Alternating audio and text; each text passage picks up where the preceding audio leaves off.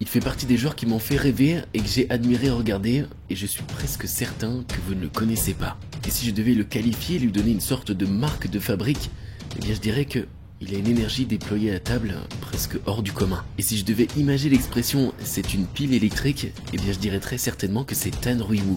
Ainsi, à travers cette vidéo, vous allez découvrir un fabuleux pongiste à la fougue et la combativité d'un lion. Alors soyez prêts car vous ne verrez pas toujours des joueurs aussi explosifs. Et je tenais aussi à vous dire que à travers cette chaîne YouTube, ma priorité, c'est de vous faire découvrir et aimer le tennis de table. Et je pense tout simplement que ça passe par des joueurs comme lui. Et avant de commencer, je le rappelle, mais j'ai mis ma vie professionnelle en pause pour développer au maximum cette chaîne. Donc si tu passes par là, que tu aimes mes vidéos et que t'es pas encore abonné, eh bien n'hésite pas à franchir le pas pour me soutenir. Merci et bon visionnage. Tan Ruiwu est donc né le 30 juin 1983 à Shenyang en Chine. Et ça a son importance, puisque Shenyang, qui est la capitale de la province de Liaoning, est un centre sportif important en Chine, où plusieurs académies de tennis de table y sont réputées. De grands joueurs y ont été formés, notamment un certain Zhang Jike, champion olympique. Ainsi, Tan naît et grandit dans une terre où le ping est une véritable religion. Il fait partie des plus petits gabarits du circuit mondial pour son 1m64 et ses 50 kg. Et vous le verrez par la suite, mais il a su tirer profit de sa morphologie pour atteindre un niveau physique phénoménal.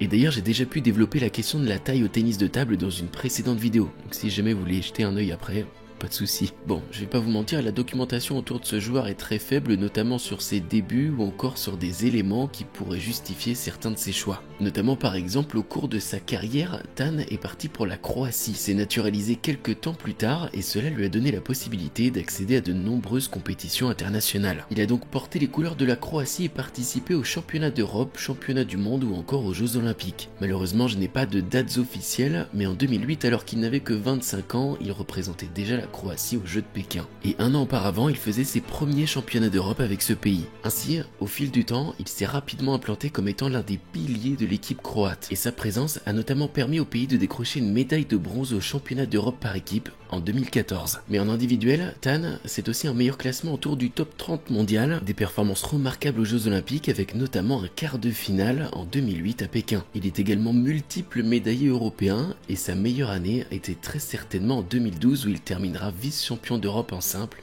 en perdant face à la légende Timo Boll. Pour ceux qui ne comprennent pas encore à quel point Tan pouvait effrayer le circuit mondial, je vais juste vous donner deux joueurs contre qui il a déjà remporté des victoires marquantes. Wang Gao, ancien numéro 1 mondial, plusieurs fois champion du monde et multiple médaillé olympique. Et le coréen Ryu Seung-min, ancien numéro 1 mondial également et champion olympique. Et par la suite, vous comprendrez comment son style de jeu permet dans les grands jours d'être un adversaire redoutable et craint par tout le monde. Ainsi, maintenant que vous avez quelques informations sur lui, je vais enfin pouvoir vous montrer de quoi il est capable. Nous nous retrouvons donc en demi-finale des championnats d'Europe en simple de 2012 au Danemark. Tan est opposé à l'allemand Bastian Steger qui devait être dans le top 20 mondial à peu près à cette période. Tous deux sont agiles, mobiles et réguliers.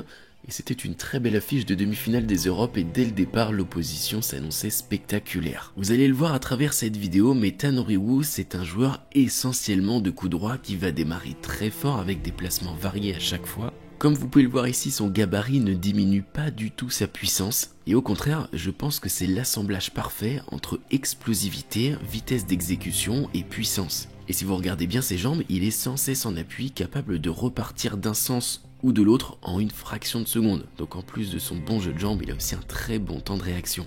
Mais il n'en reste pas moins un joueur très complet, on peut le voir ici claquer des défenses loin de la table alors que pourtant son jeu est basé sur la vitesse. Et juste ici, vous allez voir une balle très intéressante où Bastian Steger va reculer, pris de vitesse par le Croate, et Tan Ruiwu va se retrouver dans une position offensive où il doit attaquer des balles qui ne sont pas si simples qu'on l'imagine. Et je le répète, mais malgré son petit gabarit, regardez la puissance qu'il arrive à mettre dans ses coups droits. Il s'investit totalement sans trembler, cherche des angles compliqués pour Bastian Steger et termine en beauté avec ce coup droit décroisé.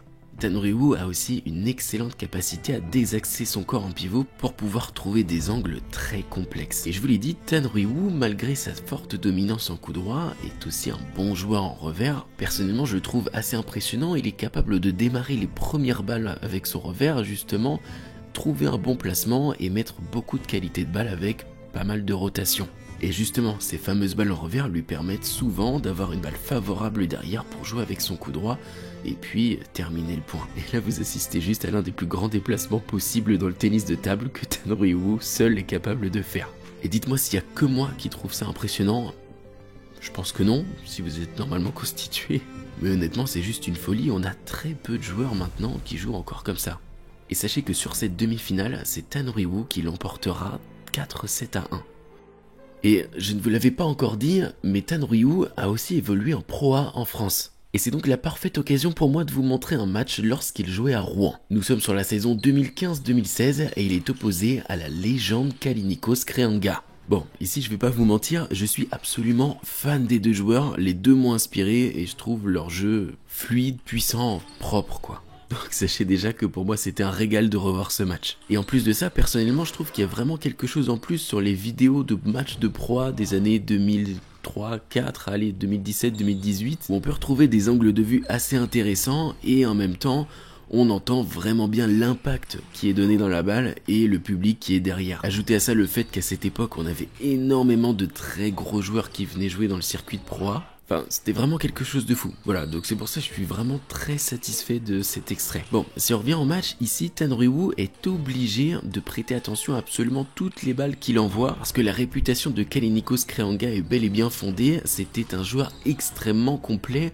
avec une certaine dominance en revers, étant donné que ça a été tout simplement l'un des meilleurs revers au monde. Je vous apprends rien si je vous dis que l'un est gaucher et l'autre est droitier. Évidemment, lorsque Tan Ryu va essayer de démarrer dans le revers de Kallinikos Kreanga, il faudra absolument s'en méfier, parce que contrairement à d'autres joueurs que l'on peut voir, Kallinikos Kreanga a la possibilité de renvoyer une balle encore plus complexe que s'il prenait son coup droit. Et donc le Croate a tout intérêt à utiliser son coup droit en pivot et l'emmener dans le coup droit de Kallinikos Kreanga, et c'est ce qu'il fait d'ailleurs régulièrement. On peut voir de nombreux rallyes où Tan est en pivot, Kallinikos en plein coup droit, et c'est Tan qui l'emporte. Comme on peut le voir ici, dès qu'on va dans son revers à Kallinikos Kreanga, bam, ça renvoie une grosse balle. Et je pense que désormais vous avez pu le constater à travers cette vidéo, mais Tan Ryu a un jeu de jambes extraordinaire, ce qui lui permet de s'adapter sur pas mal d'adversaires étant donné qu'il a un coup droit absolument légendaire, mais son revers n'est pas en manque non plus, il arrive très bien à démarrer, bloquer très fort aussi, et ses capacités physiques sur des joueurs comme Kallinikos Kreanga lui permettent de prendre son coup droit quasiment n'importe quand, et par conséquent de rester dangereux lui aussi à n'importe quel moment. Bon, en tout cas j'espère que cette petite présentation de Tan Ryu, du joueur croate, vous aura plu. Personnellement, je vous l'ai déjà dit, je suis un fan complet de ce joueur-là. C'est un joueur qui, quand j'étais jeune, m'a énormément inspiré. Je regardais beaucoup de ses matchs et sa fluidité dans ses prises de coups droit m'a toujours impressionné. Voilà, et j'ai un petit mot de fin assez spécial.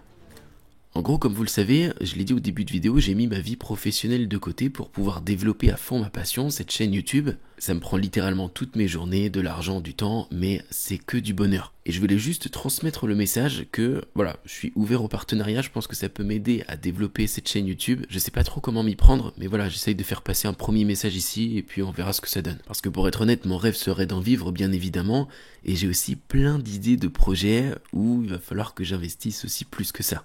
Pour le moment, j'en suis qu'au début, mais vous inquiétez pas, j'ai vraiment beaucoup de choses à proposer. Voilà, maintenant que j'ai fait passer le message, j'étais pas très à l'aise avec ça, mais au moins c'est dit. J'espère que ça vous aura plu, et moi je vous dis à très bientôt.